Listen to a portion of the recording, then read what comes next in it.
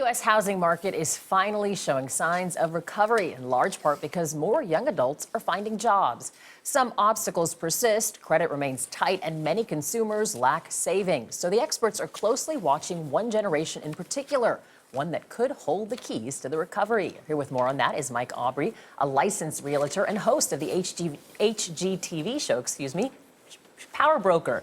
Good morning to you, Mike. Wow, that was a mouthful for me. Good morning. How are you?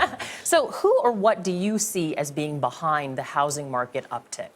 You know, I think that what's happening right now is there is a baton being passed. I think Generation X was really sort of the big sector that was buying houses, and it's being passed right now to the millennials, or at least hopefully it's being passed, as I cross my fingers and say that. You know, what we're seeing and what I'm concerned about, and I think what a lot of economists are concerned about, is do millennials really have that need for the American dream of home ownership the way that I did and the way that my parents did? And I don't know that anybody really knows the answer as to whether or not that's going to happen or not. Yeah, strict lending standards are one of the things that have been keeping people out of the housing market. Are they easing up at all?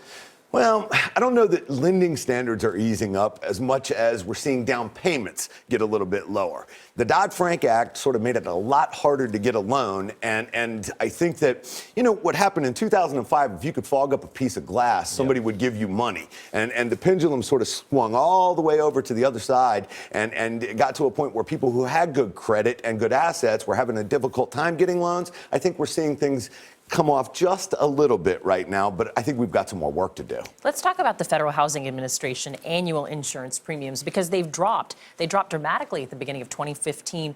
Why do you think they changed so much?